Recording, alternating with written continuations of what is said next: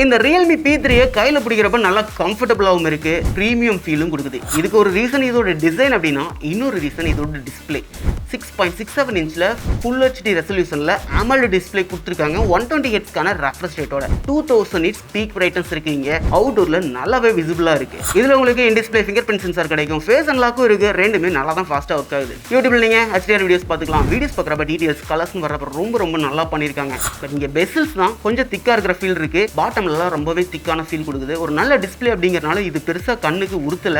ஆடியோக்கு இங்கே dual stereo speakers இருக்கு. Audio குவாலிட்டியுமே ரொம்ப நல்லா இருக்கு. ஓவராலாக மல்டிமீடியா கன்சம்ஷன் வர்றப்ப ரொம்ப சூப்பராக பண்ணியிருக்காங்க. அப்புறம் இதோட டிசைன் கேமிங் ரிலேட்டடாக ஒரு எஸ்தட்டிக்கான ஃபீல் கண்டிப்பாக கொடுக்குது. சின்ன டீடைலிங் பார்க்கறதுக்கு ரொம்ப நல்லா இருக்கு. இந்த பவர் பட்டனோட கலர்ஸ் ஒரு மாதிரி இன்ட்ரெஸ்டிங்காக தான் கொடுத்துருக்காங்க. அதுதான் இங்கே IP69 ரேட்டிங் கிடைக்கும். போர்ட்ஸ்னு வர்றப்ப இங்கே வழக்கமான போர்ட்ஸ் எல்லாமே இருக்கு. 3.5mm ஜாக் கிடையாது, ஐஆர் பிளாஸ்டர் கிடையாது. இங்கே ஹைபிரிட் சிம் ஸ்லாட் கொடுத்துருக்காங்க. 2 5G சிம் போட்டுக்கலாம், இல்லை ஒரு சிம் ப்ளஸ் ஒரு SD கார்டு யூஸ் பண்ணி மெமரி நீங்க இன்க்ரீஸும் பண்ணிக்கலாம். இது 256 தான் டாப் வேரியன்ட் அப்படிங்கிற இடத்துல SD கார்டு கொடுத்துருக்கிறது ஒரு பெரிய பிளஸ். கனெக்டிவிட்டின்னு வர்றப்ப இங்கே 9 5G பேண்ட்ஸ், ப்ளூடூத்துக்கு 5.2, Wi-Fi 6க்கான சப்போர்ட் எல்லாமே கிடைக்கும். NFC கண்டிப்பாக உங்களுக்கு கிடைக்காது, இந்த பட்ஜெட்டில் எதிர்பார்க்கவும் முடியாது.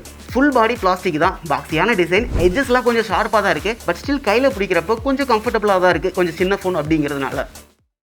இங்கே Realme UI 6.0 Android 15 மேலே கொடுத்துருக்காங்க. 2+3 இயர்ஸ்க்கான அப்டேட்ஸ் கிடைக்கும். ஸோ இந்த UI யூஸ் பண்ணுறதுக்கு நல்லா இருக்குது. அனிமேஷன்ஸ் எல்லாம் கொடுத்துருக்காங்க, எதுவும் பெருசாக கட் பண்ணல. ஆப் ஓப்பனிங் ஸ்பீட், க்ளோசிங் ஸ்பீட்லாம் நல்லாவே ஃபாஸ்ட்டாக இருக்குது. பட் இந்த ஆப் ஓப்பனிங் க்ளோசிங்கில் பார்த்தீங்கன்னா சின்ன ஸ்டட்டர் வந்து ஃபீல் ஆகுது. அனிமேஷன்ஸ் வந்து இங்கே ஸ்மூத்தாக இல்லை. இதை நெக்ஸ்ட் ஒரு அப்டேட்ஸில் சரி பண்ணிட்டாங்கன்னா இந்த UI யூஸ் பண்ணுறதுக்கு இன்னுமே நல்லா இருக்கும். இதை தாண்டி இதில் உங்களுக்கு ப்ளோட்வேர்ஸ் இருக்குது, ஆப்ஸ் இருக்குது. இதெல்லாம் பார்த்து கிளியர் பண்ணிட்டீங்கன்னா ஃபோன் யூஸ் பண்ணுறதுக்கு நல்லாவே இருக்கும். அப்புறம் உங்களுக்கு AI features, circle to search, photo eraser, enhancer அப்படிங்கிற ஃபீச்சர்ஸ் எல்லாமே கொடுத்துருக்காங்க. அதுவும் நல்லா ஒர்க் ஆகுது.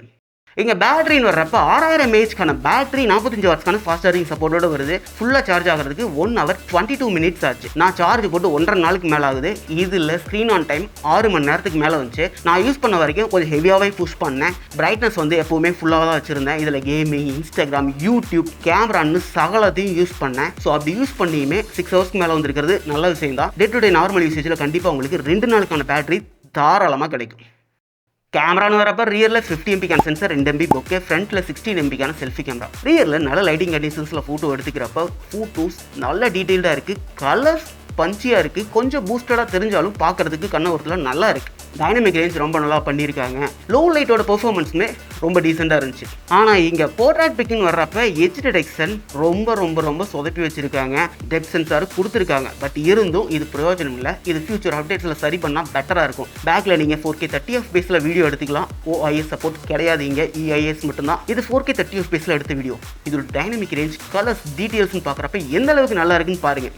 அப்புறம் ஃப்ரண்ட்டில் எடுக்கிற ஃபோட்டோஸ்ன்னு பார்க்குறப்ப இங்கே ரியரில் எடுத்த மாதிரி கலர்ஸ் கொஞ்சம் பஞ்சியாக இல்லை, கொஞ்சம் மியூட்டடாக இருக்கிற மாதிரி ஃபீல் தான் இருக்குது. இங்கேயுமே போர்ட்ராயில் எட்ஜ் டிடெக்ஷன் அடி வாங்குது. பேக்லைட் கண்டிஷன்ஸில் ஃப்ரண்ட் சென்சார் கொஞ்சம் நல்லாவே திணறுது. இங்கே ஃப்ரண்ட்டில் 1080 30 FPS நீங்கள் வீடியோ எடுத்துக்கலாம். இது 1080 30 FPS ஃப்ரண்ட்டில் எடுத்த வீடியோ. இது பார்க்குறதுக்கு டைனமிக் ரேஞ்ச், கலர்ஸ், டீட்டெயில்ஸ்லாம் எந்த அளவுக்கு நல்லா இருக்குது அப்படிங்கிறத பாருங்கள். ஸோ ஓவரால் கேமரா பெர்ஃபார்மன்ஸ் வர்றப்ப ஓரளவுக்கு டீசெண்டாக இருக்குது. பட் இதில் போர்ட்ராய்ட்னு வர்றப்ப கொஞ்சம் குறைகள் இருக்குது. அது அப்டேட்ஸில் சரி பண்ணிட்டா நல்ல கேமரா தான் அதுவும். அப்புறம் இதோட பெர்ஃபார்மன்ஸ் பார்க்குறதுக்கு முன்னாடி மறக்காமல் சப்ஸ்கிரைப் பண்ணிக்கோங்க. இந்த மாதிரி நிறைய ஃபோன் வாங்கி ரிவ்யூ பண்ணிக்கிட்டு இருக்கோம். சப்ஸ்கிரைப் பண்ணி ஹெல்ப் பண்ணிங்கன்னா எங்களுக்கும் ஹெல்ப்ஃபுல்லாக இருக்கும்.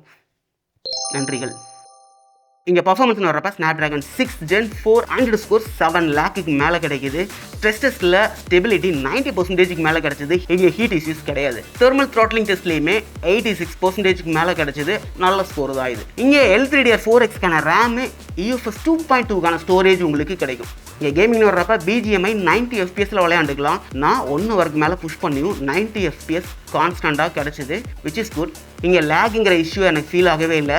ஹீட்டிங் இஷ்யூ லைட்டாக வார்மாக இருந்துச்சு, மற்றபடி எந்த பஞ்சாயத்தும் இல்லை. ஆனால் இங்கே ஃப்ரேம் ட்ராப் அங்கங்கே இருந்துச்சு, மற்றபடி டச் ரெஸ்பான்ஸ் எல்லாமே சூப்பராக இருந்துச்சு. ஸோ இங்கே எனக்கு 1 hour கேமிங்கில் 18%க்கான பேட்டரி ட்ராப் இருந்துச்சு. இதை வச்சு பார்க்குறப்ப 5 to 6 ஹவர்ஸ்க்கான கேம் பிளே 1 ஃபுல் சார்ஜில் உங்களுக்கு கிடைக்கும். இங்கே உங்களுக்கு பைபாஸ் சார்ஜிங்கும் இருக்குது. சார்ஜ் போட்டுக்கிட்டே நீங்கள் கேமும் விளையாண்டுக்கலாம். ஓவர் ஹீட்டிங் இஷ்யூ ஆகாது. அதனால கேமிங்னு வர்றப்ப ரொம்பவே இம்ப்ரெசிவாக இருந்துச்சு இந்த மொபைல். ஃபைனலாக இந்த மொபைல் வாங்கலாமா அப்படின்னு கேட்டிங்கன்னா, UI அண்ட் கேமராவில் ஆப்டிமைசேஷன் தேவைப்படுது. ஃபியூச்சர் அப்டேட்டில் சரி பண்ணிட்டாங்கிற பட்சத்தில் இந்த ஃபோன் செம ஒர்த்து.